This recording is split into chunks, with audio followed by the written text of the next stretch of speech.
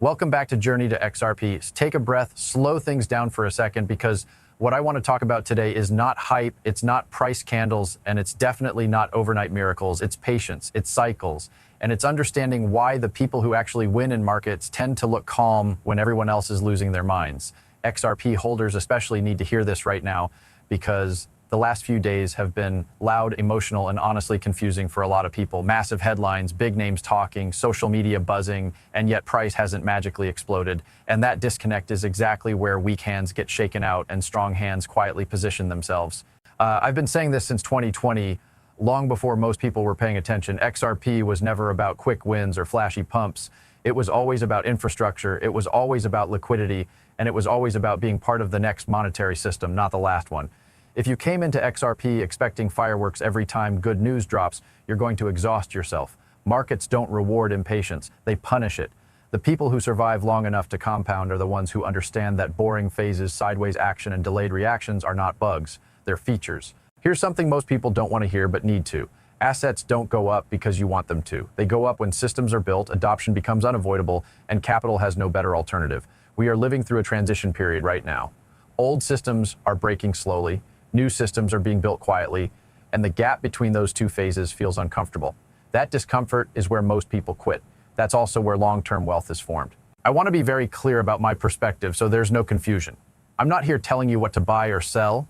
I'm sharing what I personally do, how I think, and why I've stayed consistent when others bounce from narrative to narrative.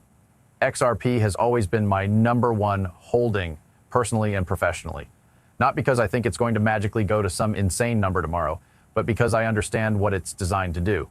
Fixed supply assets that solve real problems tend to matter a lot when inflation eats purchasing power and trust in traditional systems starts to erode. And make no mistake, beating inflation is the real game. Not outperforming your neighbor, not flexing screenshots on social media, beating inflation. If your money isn't compounding faster than the system is devaluing it, you're running in place. That's why mindset matters more than entries. Assets come and go, narratives rotate, but systems that underpin how value moves globally don't get replaced easily once they're embedded. We're in a dynamic period right now where the next 50 to 100 years of monetary plumbing is being laid down. Most people won't notice it while it's happening. They'll only notice after it's finished and prices have already repriced accordingly. Your job isn't to predict every move. Your job is to understand your circle of competence, stay invested long enough for compounding to work, take profits responsibly when the market offers them, and avoid doing something emotional that wrecks years of progress in a single afternoon. This is where a lot of portfolios get destroyed, not because the asset was wrong, but because expectations were unrealistic. People see big announcements and immediately expect 3 or 4 digits on a chart. That's not how infrastructure adoption works. First comes integration, then usage, then dependency. Price follows last. Always has, always will. If you reverse that order in your head, you'll constantly feel disappointed, even when things are actually going well.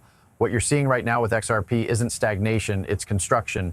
It's bridges being built between systems that didn't talk to each other before. It's liquidity routes being tested. It's institutions watching, learning, experimenting, not rushing. And that's exactly how serious money behaves. Loud money comes late, quiet money comes early. So before we get into the specific developments from the last few days, I want you to lock this in. Patience isn't passive. It's an active decision to not sabotage yourself. Cycles don't care about your timeline, but if you understand them, truly understand them, you stop reacting to every headline and start positioning for outcomes instead. That's the lens we're using today. Calm, grounded, long-term. If you're here for that, you're in the right place. Let's break down what's actually been happening and why it matters far more than most people realize. Over the last few days, the signal has been getting louder. Not in price, but in positioning. And this is where people either pay attention or completely miss what's unfolding. What kicked all of this off wasn't a random chart pattern or some influencer screaming into a microphone. It started with subtle moves, social cues, and infrastructure-level announcements that most retail traders scroll past because they don't feel exciting enough. But if you understand how markets actually front-run adoption, these are the moments you care about most. It really began when Solana's social accounts stirred the pot. On the surface, it looked like clever marketing, a cryptic number posted on a specific date, memes flying, people arguing about rivalry. But underneath that noise was something more important: acknowledgement. When another top-tier ecosystem publicly signals respect for XRP's liquidity and longevity, that's not random. That's narrative alignment starting to shift. Crypto doesn't move purely on code. It moves on perception, credibility, and who is willing to associate with whom. Then the real catalyst landed. Hex Trust launched wrapped XRP, WXRP, bringing native XRP liquidity into DeFi environments, starting with Solana. Read that again carefully. This wasn't some fringe experiment or low liquidity bridge no one uses. This was a regulated custody and infrastructure player enabling XRP to move across chains while remaining fully backed one-to-one. That's not speculation, that's utility expansion. And this is where a lot of people get confused. They hear wrapped XRP and immediately jump to conclusions. Dilution, replacement, risk, that's surface level thinking. What this actually means is that XRP liquidity can now participate in ecosystems where it previously couldn't without breaking its underlying supply mechanics. When assets get more places to live, more ways to earn yield, and more integrations, they don't become weaker, they become harder to ignore. Then Solana doubled down, not quietly, not ambiguously. They publicly stated that XRP has stood the test of time and cemented itself as one of crypto's most liquid and important currencies. That word matters, cemented. That's not hype language. That's acknowledgement of permanence. In markets, permanence is everything. You don't build on assets you think might disappear.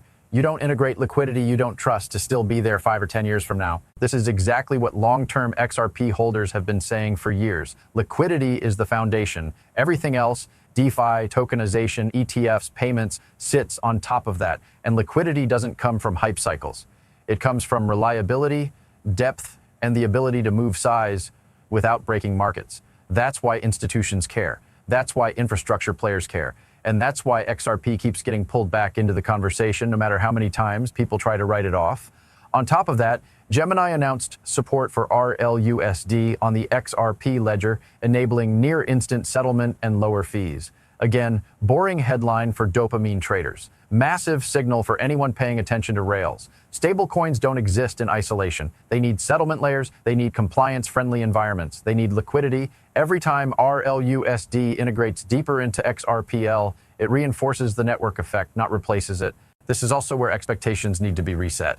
Banks don't move fast, they move deliberately, they don't chase green candles, they wait for infrastructure to mature, regulatory clarity to solidify, and counterparties to prove reliability. What you're seeing now is the phase where those boxes are quietly being checked. That's why price doesn't explode immediately. That comes later when capital allocation shifts from experimental to strategic. And this ties into a broader truth about cycles. Every major asset class goes through the same pattern: disbelief, slow adoption, quiet integration, visible usage, then explosive repricing. Most people only want to show up for the last phase. The problem is by then the asymmetry is gone. The people who win are the ones who tolerate the boring middle. That's why the sudden attention from high-profile thinkers, including people who were previously focused entirely on Bitcoin, matters more psychologically than financially right now. When narratives broaden, when respected voices expand their thesis, it doesn't mean price goes vertical tomorrow. It means the conversation space is widening, and wider conversations attract capital over time. If you're looking at all of this and asking, why isn't XRP at $100 yet? You're asking the wrong question. The real question is XRP becoming harder to exclude from the future financial stack? And based on what we're seeing across DeFi, stablecoins, custody, and cross-chain liquidity, the answer is increasingly yes. This is the phase where conviction is built, not rewarded. And that's uncomfortable by design, because if it felt obvious, everyone would already be positioned. What makes this phase so mentally exhausting for most people is that it requires separating price from progress. Humans are wired to react to movement. Green candles feel like validation, red candles feel like failure, but markets don't reward emotional timing, they reward structural positioning. And right now, XRP is clearly in a structural build phase, not a hype phase. A lot of people are misinterpreting the recent wave of announcements as price catalysts instead of what they actually are: infrastructure confirmation. That distinction matters. Infrastructure doesn't scream, it compounds. It quietly sets the stage so that when demand finally arrives in size, there's no bottleneck, no regulatory friction, no technical excuse not to deploy capital. Take the wrapped XRP development again, but think about it from an institutional lens. Institutions don't ask, is this exciting? They ask, can this asset plug into multiple environments without operational risk? Wrapped XRP answers that question in a big way. It allows XRP liquidity to be productive outside of its native environment while still anchoring back to the XRPL. That's optionality, and optionality is what institutions pay for. Then there's the Solana angle, which many people are underestimating. This isn't about rivalry or tribalism. It's about convergence. Crypto is slowly moving away from isolated ecosystems toward interoperable liquidity layers. When Solana publicly embraces XRP's role as a liquidity asset, it signals a shift from competition to complementarity. That's how real financial systems work, not winner-take-all, but layered specialization. At the same time, RLUSD integrations are quietly reinforcing XRP's relevance rather than threatening it. There's a persistent myth in the community that stablecoins replace native tokens. In reality, stablecoins increase transaction volume, and transaction volume increases demand for settlement assets. On XRPL, XRP is still required at the base layer. Every payment flow, every settlement, every interaction reinforces the network's economic gravity. This is where patience becomes a competitive advantage. Most retail participants can't sit through long periods where fundamentals improve but price chops sideways. They interpret boredom as risk. Institutions interpret boredom as opportunity. That's why accumulation phases rarely feel good in real time. They feel uncertain, slow, and unrewarding until suddenly they're not. Another mistake people make is assuming that one announcement should equal one immediate repricing. That's not how capital allocators think. They watch for patterns. One integration is noise. 5 integrations across custody, DeFi, payments, and compliance, that's a trend. Trends are what unlock mandates. Mandates are what move real money. And this is exactly why the narrative around XRP at $1,000 tomorrow is both seductive and dangerous. It trains people to expect instant gratification in a system that moves in cycles measured in years, not weeks. Those narratives don't help you hold through drawdowns or ignore short-term manipulation. They set you up to quit right before the payoff window opens. The truth is, XRP doesn't need to hit 4 digits overnight to validate its thesis. It needs to become unavoidable. It needs to be the asset that keeps showing up in places where liquidity matters: custody platforms, cross-border rails, DeFi bridges, institutional portfolios, settlement layers. That's how repricing happens organically, not because someone predicted a number, but because the market runs out of reasons to discount the asset. And there's also a psychological layer here that's easy to miss. When respected ecosystems, exchanges, and infrastructure providers start aligning publicly with XRP, it changes the social risk of owning it. For years, XRP holders were treated like contrarians. Now, slowly, the tone is shifting, and social validation is often the final ingredient before broader adoption accelerates. None of this guarantees a specific price target. Anyone telling you otherwise is selling certainty they don't have. What it does suggest is that XRP is moving closer to the center of crypto's future plumbing, not the edges. And assets that sit at the center of financial plumbing don't stay cheap forever. So if you're still here, still paying attention, still thinking critically instead of chasing noise, you're doing the hardest part already. The market doesn't reward the loudest voices. It rewards the ones who stayed positioned when it was uncomfortable.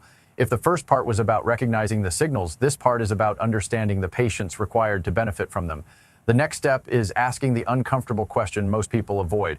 What do you actually do with this information without sabotaging yourself? Now, let's talk about the part nobody likes to confront. What actually has to happen for XRP to justify massive upside without turning the entire thesis into fantasy? This is where most narratives collapse because people confuse possibility with probability. Price doesn't move because something can happen. It moves when enough capital believes something must happen, or at least might happen soon enough to front-run it. That distinction matters. For XRP, there are 3 real drivers that matter: not tweets, not vibes, not influencers flexing conviction. 3 drivers. First, liquidity utility becoming unavoidable. XRP doesn't win by being cool. It wins by being cheaper, faster, and easier at scale. That means real payment corridors, real settlement volume, and real incentives for institutions to choose XRP-based rails instead of legacy systems or private ledgers. This doesn't require every bank. It requires enough banks in the right corridors to force network effects. Once that happens, optionality disappears. Cost savings become competitive pressure. That's how adoption actually spreads. Second, regulatory finality, not clarity theater. Headlines love to scream clarity, but markets care about finality. Institutions don't size positions based on hope. They size them when legal risk is quantifiable. XRP has made progress here, but the shift that really matters is when compliance departments stop asking, "Can we?" and start asking, "How fast can we?" That's a psychological switch inside institutions, and when it flips, capital allocation follows. Third, supply dynamics tightening faster than demand expectations. This is the silent killer or catalyst. XRP doesn't need trillions flowing through it daily to move price. It needs enough XRP to be unavailable when demand spikes. ETFs, custody solutions, long-term treasuries, and DeFi locks all remove liquid supply. That doesn't show up immediately on charts, but when demand accelerates into constrained supply, price gaps violently. That's how sudden moves happen. Here's where people get confused. They assume adoption and price must rise simultaneously. They don't. Adoption often comes first, price lags, then catches up fast. Markets are lazy until they're not. Now let's address the fantasy numbers. $500, $1,000, 4 digits.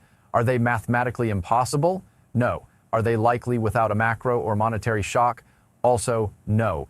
And pretending otherwise does more harm than good. For XRP to reach those levels quickly, you'd need one or more extreme conditions. A collapse or restructuring of existing cross-border settlement systems, a massive global liquidity event forcing repricing of neutral settlement assets, or a monetary reset where digital rails replace legacy ones faster than expected. Those are tail events. They can happen, but you don't build a strategy assuming tail events are guaranteed. A far more rational approach is this. Treat extreme upside as a convex bonus, not a base case. You position for sustainable growth scenarios and allow yourself exposure to asymmetry if something breaks in your favor. That's how professionals think. They don't need certainty, they need favorable odds. Now zoom back into you, the individual holder. This is where discipline shows up again. Ask yourself, do I know why I hold XRP beyond price predictions? Do I have predefined levels where I'll de-risk without regret? Am I comfortable holding through boredom without chasing noise? If you can't answer those clearly, you're not investing. You're speculating emotionally. One of the biggest mistakes retail makes is anchoring to other people's conviction. Someone else being loud does not make them right. Confidence scales better than accuracy on social media.